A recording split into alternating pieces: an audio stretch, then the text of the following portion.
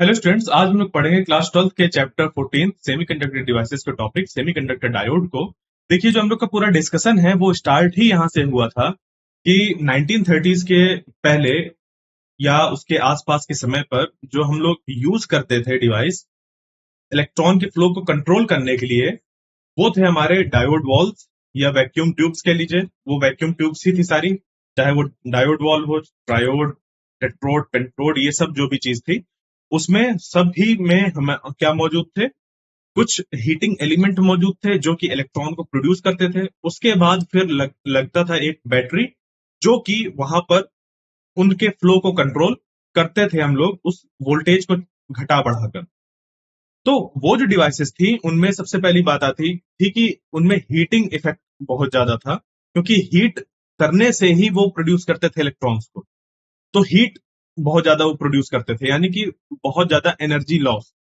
जिस चीज पे हमें एनर्जी की जरूरत नहीं थी लगाने की, वहां पर भी एनर्जी खर्च करनी पड़ रही थी इलेक्ट्रॉन को प्रोड्यूस करने के लिए। तो एनर्जी ऑब्वियस सी बात है हमें देनी पड़ेगी।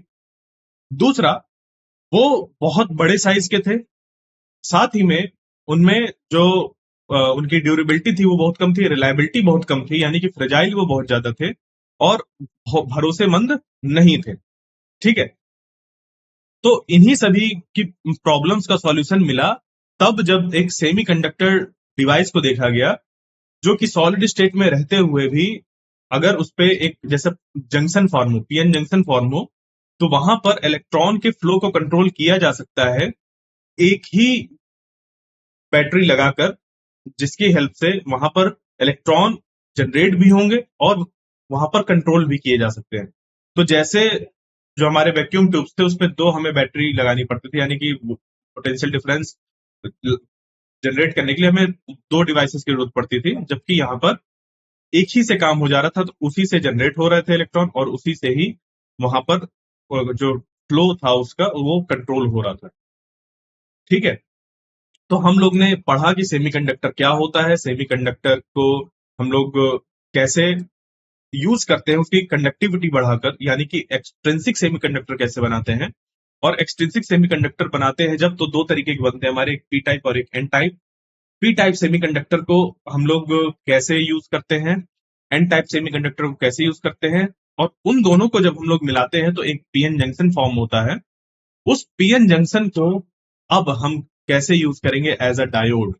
उस डायोड का रिप्लेसमेंट कैसा होगा, जो हम लोग का डायोड था एक सिंपल डायोड जो था जिसपे कि थर्मियोनिक एमिशन से इलेक्ट्रॉन जनरेट होते थे, फिर अलग से बैटरी लगाकर वोल्टेज को कंट्रोल करके वहां पर उसके इलेक्ट्रॉन के फ्लो को कंट्रोल किया जाता था।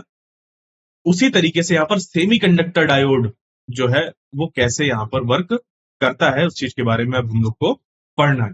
तो अ semiconductor diode is a basically PN junction. Simple सा जो डायोड होता है हमारा वो पीएन जंक्शन ही होता है। ठीक है। इस तरीके से इसके साथ में क्या किया जाता है कि इस तरफ एक मेटेलिक कांटेक्ट होता है और एक इस तरफ मेटेलिक कांटेक्ट होता है। ठीक है। ताकि हम लोग एक एक्सटर्नल वोल्टेज यहाँ पर अप्लाई कर सके। ये दो टर्मिनल डिवाइस होती है, इधर और इधर, इस तरीके से दो टर्मिनल डिवाइस है। इस पीएन जंक्शन डायोड का जो सिंबल है वो कुछ ऐसा होता है। बिल्कुल ध्यान से देखिएगा इसको, जैसे कि इधर पी है और इधर एन है, तो सिंबल बनता है ऐसा एरो लगाकर, और पी टू एन ये यहाँ पर ऐसा एरो है और इधर एक ऐसे टर्मिनल बना हुआ है। ठीक है। तो ये सिंबल है हमारा पीएन डायोड, मतलब पीएन जंक्शन डायोड का। क्लियर। अब यहाँ पर जो एरो है वो कन्वेंशनल करंट की डायरेक्शन को रिप्रेजेंट करता है, क्योंकि हम लोग फॉरवर्ड बायस में, अब फॉरवर्ड बायस का मीनिंग क्या होता है? फॉरवर्ड बायस का मीनिंग ये है कि जब हम लोग बैटरी का टर्मिनल पॉजिटिव वाला इस तरफ ऐड करते हैं और निगेटिव वाला इस तरफ करते हैं, तो ऑब्वियस सी बात है अगर कोई बैटरी आप कनेक्ट कर रहे हैं ऐसी है और कोई दूसरा पोटेंशियल डिफरेंस का सोर्स नहीं है, तो जो करंट होगा उसकी डायरेक्शन इसी तरफ होगी। जो कन्वेंशनल करंट है हमारा उसकी डायरेक्शन इस तरफ होगी। इलेक्ट्रॉन करंट की बात नहीं हो रही, कन्वेंशनल करंट जो हम लोग पढ़ते आते हैं कि पॉजिटिव टू नेगेटिव करंट जाता है, उसी की बात हो रही है। तो उसका डायरेक्शन ऐसा होगा, तो वही चीज यहाँ पर उसी डायरेक्शन को शो कर रही है, ये इस तरीके से एरो जो बना हुआ है। ठीक है। तो अब क्या हुआ कि यहां पर हमारे पास जो डिवाइस है ऐसा, अभी कोई बैटरी हमने नहीं लगाई। ये सिर्फ सिंबल समझाने के लिए मैंने बताया था कि बैटरी अगर लगती तो इस तरह से करंट जाता। इस कारण से हम लोग ने वहां पर उसके डायरेक्ट जो सिंबल है उसको ऐसा बनाया हुआ है। बट अभी मान लीजिए कि किसी तरीके का कोई एक्सटर्नल वोल्टेज अप्लाई नहीं, तो होगा क्या कि यहां पर जो इसकी प्रॉपर्टीज हैं वो, क्योंकि डिफ्यूजन और ड्रिफ्ट करंट जो है वो एक दूसरे को बैलेंस आउट कर देता है, जिसके कारण से यहां पर एक डिप्लेशन रीजन फॉर्म बनी रहती है। ठीक है, वहां पर वो ऐसे बनी रहती है, जो डिप्लेशन रीजन है वो ऐसे बनी रहती है। अब अब होगा क्या कि अगर हम लोग एक एक्सटर्नल वोल्टेज को इस पे अप्लाई करें, इसके क्रॉस अगर एक एक्सटर्नल वोल्टेज को लगाएं, तो हम लोग यहां पर इसके जो डिप्लेशन रीजन की विड्थ है, यहां पर जो इलेक्ट्रिक फील्ड है या बैरियर पोटेंशियल है, इन सभी को हम लोग क्या कर सकते हैं, यहां पर मॉडिफाई कर सकते हैं इसको लगाकर, जिसके कारण से कि यहां पर जो करंट का फ्लो है वो भी बदल जाएगा। बात समझ पे आई? तो अप्लाइड वोल्टेज से यहां पर जो करंट की वैल्यू है वो चेंज होती है। वोल्टेज को आप बढ़ा रहे हैं तो यहां पर बिहेवियर ही अलग तरीके से होता है। वो हमारा जो ओम्स लॉ वाला होता है ना कि V is directly proportional to I, नहीं, ऐसा यहां पर नहीं लगता है। ऐसा यहां पर नहीं लगता है। यहां पर क्या होता है कि ऐसा नहीं होता कि आप वोल्टेज बढ़ाते जा रहे हैं तो सेम रेट से करंट भी बढ़ता जाएगा, नहीं। यहां पर जो वोल्टेज आप बढ़ा रहे हैं और जो करंट बढ़ रहा है, दोनों के बढ़ने का जो रेट होता है वो डिफरेंट डिफरेंट होता है, जिसके कारण से यहां पर अलग तरीके से हमें उनका जो आईवी कैरेक्टरिस्टिक होता है, यानी कि जो आईवी ग्राफ होता है, जिसको आईवी कैरेक्टरिस्टिक बोलते हैं या characteristic of PN junction diode बोलते हैं, वो हमारा अलग तरीके का देखने को मिलता है। ठीक है, तो अब यहां पर हमारे पास पॉसिबिलिटी है कि हम बैटरी को अगर इस पे अप्लाई करें, अगर इस पीएन जंक्शन पर हम लोग बैटरी को अप्लाई करें तो दो तरीके से अप्लाई कर सकते हैं। या तो हम अप्लाई करें बैटरी को ऐसे, या तो बैटरी को अप्लाई करते हैं हम लोग ऐसे। ठीक है, यानी कि टर्मिनल्स को चेंज कर दें, या तो ऐसे करें या तो हम लोग यहां पर क्या करें, इनके टर्मिनल्स को चेंज कर दें। ठीक है, कुछ इस तरीके से इनके टर्मिनल्स को हम लोग यहां पर लगा सकते हैं, जिसके कारण से एक टर्म यहां पर यूज होता है जब हम लोग एक एक्सटर्नल वोल्टेज अप्लाई करते हैं इस पे, जिसको कि बोलते हैं बायस।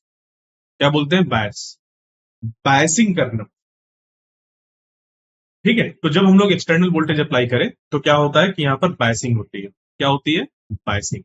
तो अब वही हम लोग को करना है और पीएन जंक्शन डायोड को फॉरवर्ड बायस में लेकर जाना है। When an external voltage is applied across a semiconductor diode such that P side is connected to the positive terminal of the battery and N side to the negative terminal, it is said to be forward bias. तो forward bias की जो definition है हमारी वो इतनी से इतनी है। मीनिंग क्या है इसका कि जब हम लोग इस पी साइड को, ये जो हमारा डायोड होता है, इस डायोड के पी साइड को बैटरी के पॉजिटिव टर्मिनल से कनेक्ट करते हैं और इस डायोड के एन टाइप जो हम लोग का एन साइड होता है उसके मतलब उस चीज को हम लोग बैटरी के निगेटिव टर्मिनल से कनेक्ट करते हैं, तो ये हमारा बन जाता है एक फॉरवर्ड बायस में पीएन जंक्शन रखा हुआ। ठीक है, PN junction diode in forward bias. और फिर यहां पर क्या होता है कि इस वोल्टेज को अप्लाई करने से यहां पर कुछ वोल्टेज ड्रॉप होता है, जिसके कारण से यहां पर जो बैरियर पोटेंशियल है उस पे इफेक्ट पड़ता है। कैसे? आइए उसको देखते हैं।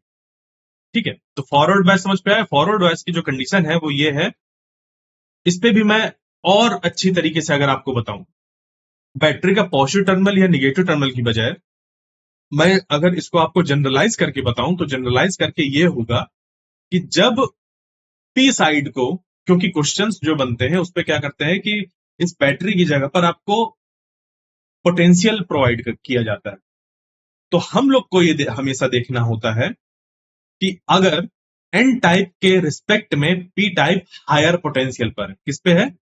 हायर पोटेंशियल पर as compare to N type, तो हम लोग बोलते हैं कि ये जो बायसिंग है वो कैसी है? फॉरवर्ड बायस है। ठीक है, ये जो हमारा हमने बायस किया है वो कैसा है? फॉरवर्ड बायस है। ठीक है।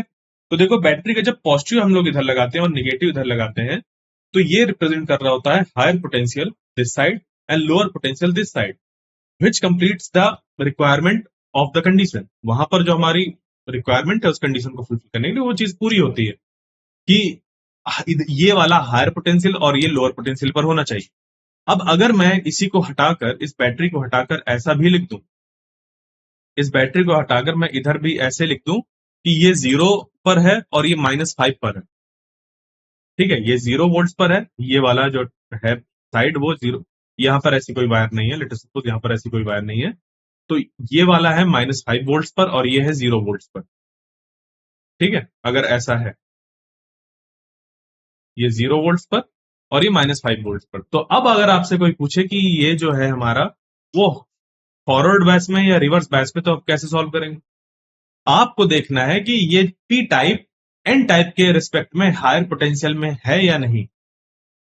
ठीक है, तो इसके लिए आप क्या करेंगे, जो पी साइड से कनेक्टेड यहां पर हमारा है उसको माइनस जो इधर है एन टाइप पर उसको करेंगे। तो जब आप ऐसा करेंगे तो देखेंगे कि 0 माइनस, अब यहां पर -5 दिया था तो -5 रखा, तो ये बन गया 5। क्या बन गया? 5। यानी कि जो पोटेंशियल डिफरेंस आ रहा है इसके बीच में वो हमारा आ रहा है पॉजिटिव में। हायर पोटेंशियल होगा जब इधर पर और लोअर पोटेंशियल इधर पर होगा, तभी तो ये पॉजिटिव में देगा, potential difference between this and this.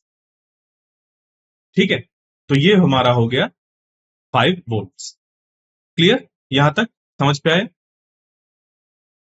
और इस पे किसी को कोई जैसे कि कोई हम मतलब कोई क्या करे, इस पे कोई चेंज कर दे थोड़ा सा, कि इधर हमारा इस तरीके से 0 है, इधर -5 है। अब इसमें मॉडिफिकेशन क्या कर दे, अगर कि ये वाला जो साइड है हमारा, ठीक है, ये वाला जो साइड है, इस इधर लेट सपोज हमारा -5 ही है और इधर इसने कर दी, किसी ने कर दिया -6 वोल्ट। अब क्या हो गया, ये देखो -6 है और ये -5 है, कौन बड़ा है? कौन बड़ा है? ये बड़ा है और ये छोटी वैल्यू है। यानी कि ये हो गया, ये वाला साइड हो गया हायर पोटेंशियल पर और ये हो गया लोअर पोटेंशियल पर। तो ये हमारी रिवर्स बायस की कंडीशन होती है। ये किसकी कंडीशन होती है? रिवर्स बायस की, कि एन टाइप जो होगा वो हमारा हायर पोटेंशियल पर होना चाहिए और पी टाइप लोअर पोटेंशियल पर होना चाहिए। वो होती है हमारी रिवर्स बायस की कंडीशन। ठीक है, तो बायसिंग वाले जो क्वेश्चन होंगे वो इससे आपके सारे हो जाएंगे। क्लियर? तो बस आपको यहां पर ये चीज ध्यान देनी है। अब यहां पर देखते हैं और कि अब अगर हमने इसको फॉरवर्ड बायस पे कर दिया, मतलब कि पी टाइप को हायर पोटेंशियल पर रखा और एन टाइप को लोअर पोटेंशियल पर रखा, फिर फिर क्या होगा देखो। तो अप्लाइड वोल्टेज जो है हमारा, जो हमने ऐसा वोल्टेज अप्लाई किया है, ज्यादातर जो ड्रॉप होता है वो डिप्लेशन रीजन पर ड्रॉप हो जाता है, यानी कि इसकी जो वैल्यू होती है वो इसके क्रॉस ड्रॉप होती है, वरना यहां पर जो करंट होता है वो हमारा बहुत ज्यादा बढ़ जाता है। ठीक है, तो applied voltage mostly drops across the depression region and the voltage drop across the P side and N side of the junction is negligible.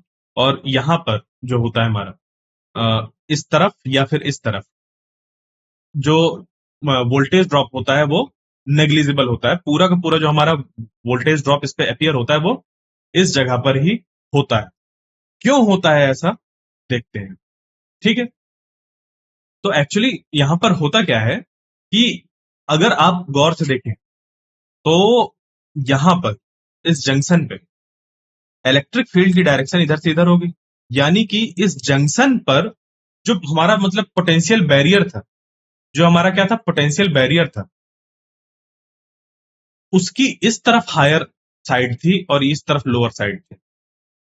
और हमने क्या किया है, यहां पर हायर पोटेंशियल और इसको लोअर पोटेंशियल पर रखा है, जिसके कारण से अगर हम लोग देखें तो अगर ये हमारा कुछ वैल्यू है वी नॉट और ये हमारी कुछ अप्लाइड वोल्टेज की वैल्यू है वी, तो ये एक दूसरे के अपोजिट वर्क कर रहे हैं। ठीक है, यहां पर जो पोटेंशियल लग रहा है वो क्या हो रहा है, एक दूसरे के अपोजिट वर्क कर रहे हैं। या इसको हम लोग इलेक्ट्रिक फील्ड की टर्म्स पर देखें तो इलेक्ट्रिक फील्ड ये जो प्रोड्यूस कर रहा है वो इस तरफ है और ये जो प्रोड्यूस कर रहा है वो इस तरफ है। समझ पे आई बात? ये चीज ठीक है। अब ये जरूरी नहीं है कि इतनी वैल्यू हो इसकी, इसको हम ऐसे बना सकते हैं कि जो अप्लाइड है, जो हमारी यहाँ पर इलेक्ट्रिक फील्ड मौजूद है वो इतनी है, और जो अप्लाइड है वो इतनी है। ऐसा भी तो हो सकता है, ऐसा भी तो हो सकता है अप्लाइड के लिए, ऐसा भी तो हो सकता है अप्लाइड के लिए। ठीक है, तो अप्लाइड जो ये है वो हमारी ये है। तो अब देखिए यहां से कि क्या होगा कि जो डायरेक्शन है अप्लाइड वोल्टेज की वो हमारी अपोजिट है। अब वैसे तो डायरेक्शन नहीं होती, वोल्टेज हमारी स्केलर क्वांटिटी है, बट डायरेक्शन से मतलब है कि अगर हम उसको इलेक्ट्रिक फील्ड के टर्म्स पर देखें तो समझ पे आ रहा होगा कि एक पोटेंशियल डिफरेंस की वजह से जो इलेक्ट्रिक फील्ड होगी वो इधर होगी, जबकि एक की वजह से इधर होगी। यानी कि जो वोल्टेजेस हैं वो एक दूसरे के इफेक्ट को कैंसिल आउट करेंगे, जिसके कारण से क्या होता है कि यहां पर जो पोटेंशियल बैरियर बना होता है, वी नॉट पोटेंशियल बैरियर, उसके अपोजिट डायरेक्शन पर अप्लाइड बी होता है, जिसकी वजह से जो डिप्लेशन रीजन होती है वो डिक्रीज होती है, जिसकी वजह से डिप्लेशन रीजन की जो विड्थ होती है वो डिक्रीज होती है। ठीक है, जिसके कारण से यहां पर जो इफेक्टिव बैरियर होता है वो भी डिक्रीज होता है। यानी कि अगर इस जगह पर हमारा जो पोटेंशियल बैरियर था अगर वो वी नॉट और हमने इस पे फॉरवर्ड बाइसिंग करी और थोड़ा सा वी दिया, और ये जो वी है V less than V naught है, ठीक है, V less than V naught है अगर, तो यहां पर ये हो जाएगा V minus V naught minus V. यानी कि जितना बचेगा पोटेंशियल बैरियर उसी के अकॉर्डिंग फिर यहां पर हमें इलेक्ट्रिक फील्ड देखने को मिलेगी। ठीक है, जैसे जैसे हम लोग वोल्टेज बढ़ाते जाएंगे, जैसे जैसे इस वोल्टेज को हम लोग क्या करते जाएंगे, बढ़ाते जाएंगे, यानी कि फॉरवर्ड बायस पे जो हम लोग ने वोल्टेज अप्लाई किया है जैसे जैसे हम लोग बढ़ाते जाएंगे वैसे वैसे इस यहां पर जो पोटेंशियल है जंक्शन पोटेंशियल, वो अपनी वैल्यू में जो उसकी इफेक्टिव वैल्यू अब बची है, इसको इफेक्टिव वैल्यू कहेंगे, वो घटती जाएगी। मतलब वैसे अगर देखा जाए नो बायसिंग पर देखा जाए तो इतना होता है पोटेंशियल बैरियर, बट जब हम लोग ने उस पर क्या करी थी, बायसिंग कर दी, उसकी वजह से ये जो पोटेंशियल होता है धीरे धीरे धीरे धीरे घटता है, और घटते घटते यहाँ पर ऐसे घटते हुए ऐसे आ जाता है। ठीक है, क्लियर यहां तक, ये चीज समझ पे आई। तो अब हुआ क्या कि अगर वोल्टेज स्मॉल है तो बैरियर पोटेंशियल क्या होगा, थोड़ा सा रिड्यूस होगा। ठीक है, अगर अप्लाइड वोल्टेज क्या है, स्मॉल है, तो जो हमारा बैरियर पोटेंशियल होगा वो थोड़ा सा रिड्यूस होगा। वही चीज कि यहां पर हमने देखी, ये तो वो कंडीशन है कि हमने कोई बाइसिंग नहीं करी, यहां पर यह है कि हमने थोड़ा सा वोल्टेज अप्लाई किया, हमने थोड़ा सा और थोड़ा सा बढ़ा दिया। ठीक है, तो इस तरीके से जो यहाँ पर बैरियर पोटेंशियल होता है उसकी इफेक्टिव वैल्यू घटती रहती है। क्लियर, समझ गए ये चीज। तो यहां पर अब क्या होता है कि क्योंकि इस तरीके से जो हमारा बैरियर पोटेंशियल है वो डिक्रीज होता है, जिसके कारण से यहां पर जो हमारे चार्जेस होते हैं उनमें मूवमेंट होता है, क्योंकि हमने यहां पर क्या किया है, एक्सटर्नल एक वोल्टेज अप्लाई किया है। ठीक है, तो देखिए, तो जैसे ही ऐसा होता है तो यहां पर जो स्मॉल नंबर ऑफ कैरियर्स होते हैं इन मटेरियल्स पर, जो कि सबसे ऊपर वाले एनर्जी लेवल्स पर होते हैं, वो क्या करते हैं, इतनी एनर्जी ऑब्टेन कर लेते हैं कि वो जंक्शन को क्या करें, क्रॉस कर ले, जिसके कारण से जो करंट होता है वो बहुत स्मॉल होता है। अब हम अगर थोड़ा सा जो हमने अप्लाइड वोल्टेज था उसको थोड़ा और बढ़ाएं, उसको क्या करें, इतना बढ़ाएं कि वो अब सिग्निफिकेंट हो जाए, यानी कि अब वो समझ समझ पे आने लगे, यानी कि वी नॉट से क्या हो जाए, थोड़ा सा उसकी वैल्यू के पास पहुंच जाए। तो the barrier height will reduce and more number of carriers will have the required energy, दस द करंट इंक्रीजेस। तो यहां पर क्या होगा कि जो यहां पर देखो पोटेंशियल बैरियर था वो क्या हो रहा है, लगातार घट रहा है, जिसके कारण से यहां पर जो अब चार्जेस का मूवमेंट था जो रुक गया था इक्विलिब्रियम की वजह से, अब यहां पर क्या हो जाएगा, बढ़ने लगेगा, यहां पर करंट डेवलप होगा। तो जैसे जैसे हम लोग फॉरवर्ड बायस बढ़ाएंगे वैसे वैसे करंट की वैल्यू क्या होती जाएगी, बढ़ती जाएगी, वैसे वैसे करंट की वैल्यू बढ़ती जाएगी। तो due to applied voltage electrons from inside cross the depletion region, तो जो हम लोग ने यहाँ पर अप्लाइड वोल्टेज है उसके कारण से जो इलेक्ट्रॉन्स होंगे हमारे वो एन साइड से मूव करेंगे इस तरफ, और जो होल्स होंगे वो मूव करेंगे इस डायरेक्शन पर। ठीक है, ये चीज तो ऐसा होगा। And reach P side where they minor, similarly holes जो होंगे वो पी साइड को क्रॉस करके जंक्शन पर पहुंच जाएंगे एन साइड पर। ठीक है, this process under forward bias is known as minority carrier injection. इस प्रोसेस को हम लोग बोलते हैं माइनॉरिटी कैरियर इंजेक्शन। ठीक है, ये चीज याद रखिएगा, minority carrier injection. Minority carrier injection का मीनिंग ये है कि जब हम लोग फॉरवर्ड बायस में ऐसा करते हैं, देखिए इंजेक्शन का मीनिंग क्या होता है, इंजेक्ट करना क्या होता है। जैसे कि कभी किसी की तबीयत खराब होती है तो आप लोगों ने देखा होगा कि डॉक्टर क्या करते हैं, इंजेक्ट करते हैं मेडिसिन। तो वो इंजेक्ट कर रहे हैं, यहाँ पर इंजेक्शन लगा रहे हैं, इंजेक्ट कर रहे हैं उसको। ठीक है, तो जब उन्होंने चीजों को क्या किया, इंजेक्ट किया, वहां पर इंजेक्शन लगाया, तो क्या हो रहा है वहां पर, ऐसी चीज डाली जा रही है जो थोड़े अमाउंट पर है, उसको इंजेक्ट कर दिया गया यहाँ पर, यानी कि जहां पर वो चीज मौजूद नहीं थी उसको इंजेक्ट कर दिया गया। तो सेम चीज यहां पर भी हो रही है कि यहां पर क्या किया गया है, जब हमने ऐसे लगाया फॉरवर्ड बैच पे, तो जो इलेक्ट्रॉन्स हैं वो मूव करेंगे। अब वो इलेक्ट्रॉन्स मूव करेंगे तो इलेक्ट्रॉन एन टाइप से मूव करते हुए पी टाइप की तरफ जाएंगे, और उसी समय जो होल होंगे वो क्या होंगे कि हमारे इस तरफ से ई की तरफ ऐसे जाएंगे। ठीक है, जिसकी वजह से होगा क्या कि जो हमारे होल का मूवमेंट है वो पी से एन की तरफ होगा। तो देखो जो होल है वो एन की तरफ कैसा है, माइनॉरिटी कैरियर है, वो क्या है, माइनॉरिटी कैरियर है। और जो हमारा इलेक्ट्रॉन है वो पी की तरफ माइनॉरिटी है। ठीक है, माइनॉरिटी में है, क्योंकि पी टाइप में जो होल्स होते हैं वो उनका नंबर ज्यादा होता है, जबकि एन टाइप पर इलेक्ट्रॉन का नंबर ज्यादा होता है। तो जब हमने एक फॉरवर्ड बायसिंग करी है उस समय जो इलेक्ट्रॉन्स मौजूद हैं एन टाइप पर वो मूव कर रहे हैं पी टाइप की तरफ, और जो होल्स हैं वो मूव कर रहे हैं एन टाइप की तरफ, जिसके कारण से यहां पर क्या हो रहा है, एक तरीके से प्रोसेस क्या हो रही है कि चीजें इंजेक्ट हो रही हैं। चीजें क्या हो रही हैं, इंजेक्ट हो रही हैं। किधर से किधर, देखो electron N to P inject हो रहा है, यानी कि इलेक्ट्रॉन इंजेक्ट हो रहा है। अब इलेक्ट्रॉन यहां पर माइनॉरिटी चार्ज कैरियर्स है, तो इनको बोला जा सकता है कि जो इलेक्ट्रॉन है वो कैसे, क्या हो रहा है, यहां पर कौन सी प्रोसेस हो रही है, माइनॉरिटी कैरियर इंजेक्शन। यहां पर क्या हो रहा है कि इलेक्ट्रॉन इधर से इधर जा रहे हैं, तो माइनॉरिटी कैरियर्स हैं, तो इनको बोलेंगे कि यहां पर पी टाइप सेमीकंडक्टर में माइनॉरिटी कैरियर इंजेक्ट हो रहे हैं, तो माइनॉरिटी कैरियर इंजेक्शन की प्रोसेस है। सेम विद द होल्स, जब होल्स हमारे पी टाइप से एन की तरफ ऐसे मूव करेंगे ड्यू टू फॉरवर्ड बायस, तो हम कहेंगे कि यहां पर माइनॉरिटी कैरियर इंजेक्शन हो रहा है। ठीक है, ये चीज समझ पे आए। तो ये माइनॉरिटी कैरियर इंजेक्शन प्रोसेस होती है जब फॉरवर्ड बायस पे हम लोग चीजों को लगाते हैं। अब ये जो जंक्शन बाउंड्री है, at the junction boundary on each side the minority carrier concentration increases significantly compare to the location from the junction. इसके कारण से होता क्या है कि ये जो जंक्शन की बाउंड्री है ऑन ईच साइड, ये जो जंक्शन बाउंड्री है हमारी, ये वाली, ये जो जंक्शन बाउंड्री है हमारी, इसके दोनों तरफ, मतलब इस बाउंड्री के जस्ट दोनों तरफ क्या होता है कि जो माइनॉरिटी कैरियर कंसेंट्रेशन है वो बढ़ जाता है बहुत ज्यादा इस इंजेक्शन की वजह से। यहां पर जो इलेक्ट्रॉन है वो पहुंच जाते हैं इस तरफ, ठीक है, और जो होल्स होते हैं वो आ जाते हैं इस तरफ। ठीक है, ये ऐसा हो जाता है।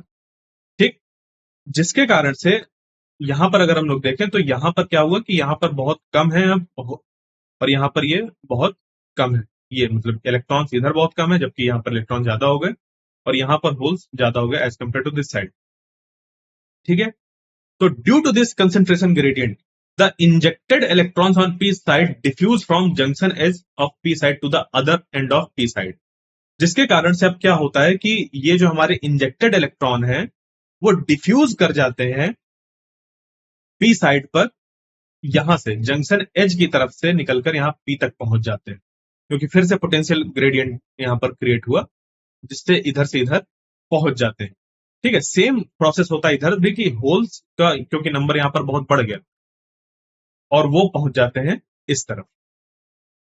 ठीक है, अब यहां से जो चीज हुई उसकी वजह से क्या होता है कि एक करंट को डेवलप होता है जो कि हमारा टोटल डायोड का जो मतलब जो इस डायोड का फॉरवर्ड बायस कंडीशन पर जो करंट होता है, यानी कि टोटल डायोड फॉरवर्ड करंट जो हमारा मिलता है, तो यहां पर होल्स के डिफ्यूजन की वजह से और कन्वेंशनल करंट की वजह से, यानी कि इलेक्ट्रॉन डिफ्यूजन की वजह से, उन दोनों का सम होता है यहाँ पर।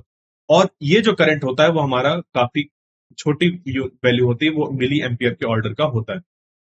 तो ये जो पूरी प्रोसेस थी, इस प्रोसेस से हमारा यहाँ पर करंट डेवलप होता है। इस पूरी चीज को अगर मैं समराइज करके आपको बताऊं तो वो ये हो जाएगा कि यहां पर क्या होता है कि जब हमारे जो ये पी साइड और एन साइड पर इस तरीके से चार्जेस मौजूद है, अब यहां से हमने मतलब पी टाइप और एन टाइप पर हमारे मतलब ये डायोड इस तरीके से बना हुआ है और यहाँ पर एक पोटेंशियल बैरियर मौजूद है, एक एक बैरियर हमारे पास यहाँ पर मौजूद है एक तरीके का इस जंक्शन पर। जब हम लोग ने फॉरवर्ड बायस किया तो क्या होता है कि यहाँ पर ये जो विड्थ होती है वो डिक्रीज हो जाती है। क्यों होती है समझने के लिए मैंने आपको ऐसे बताया। उसके बाद फिर यहाँ पर इंजेक्शन की प्रोसेस होती है कि इधर से एन जो होते हैं, क्योंकि अब फॉरवर्ड बायस पे तो है ही, तो इधर से इलेक्ट्रॉन इंजेक्ट होते हैं, इधर आ जाते हैं, और जो होल्स होते हैं वो इधर आ जाते हैं, जिसके कारण से यहाँ पर बहुत ज्यादा हमारा कंसंट्रेशन डेवलप हो गया इलेक्ट्रॉन्स का इस जगह पर और होल्स का इस जगह पर। तो अब होल्स क्या करते हैं, वो मूव कर जाते हैं इस तरफ और इलेक्ट्रॉन्स मूव कर जाते हैं इस तरफ, जिसके कारण से अगर आप लोग देखें तो इलेक्ट्रॉन जो यहां से ऐसे आया, ऐसे ऐसे आया, वो यहां से आकर यहां तक आया। इसके बाद यहां से इंजेक्शन तो हो गया, इधर से इधर इंजेक्शन हो गया, माइनॉरिटी कैरियर इंजेक्शन हो गया। उसके बाद यहां से पोटेंशियल ग्रेडियंट क्योंकि डिफरेंट है, इस कारण से ये इधर तक आ जाता है। अब यहां से फिर से ऐसे सिंपल वायर पे ऐसे ट्रेवल कर गया, तो ये देखो करंट आ गया। इसी तरीके से होल भी क्या हो रहा है, यहाँ पर अपोजिट डायरेक्शन पर मूव कर रहा है, जिसके कारण से कि इधर भी ऐसे हो गया। तो यहां पर जो टोटल करंट बनता है वो इन दोनों फ्लो के सम की वजह से बनता है। ठीक है, और वो करंट हमारा मिली एम्प्स के ऑर्डर का होता है। क्लियर? तो ये सारी चीजें थी जो कि हम लोग ने जानी कि जब हम लोग डायोड को फॉरवर्ड बायस में करते हैं तो क्या क्या होता है। इसके आगे की जो चीजें हैं, जब हम लोग पीएन जंक्शन डायोड को रिवर्स बायस कंडीशन में लगाएंगे तो वहां पर क्या क्या चीजें होती हैं, उन सभी को हम लोग पढ़ेंगे। तो आई होप जो आज का लेक्चर था वो आपको समझ पे आया होगा। मिलते हैं नेक्स्ट लेक्चर में जहां पर कि हम लोग पढ़ेंगे PN junction diode under reverse bias. तब तक के लिए थैंक यू।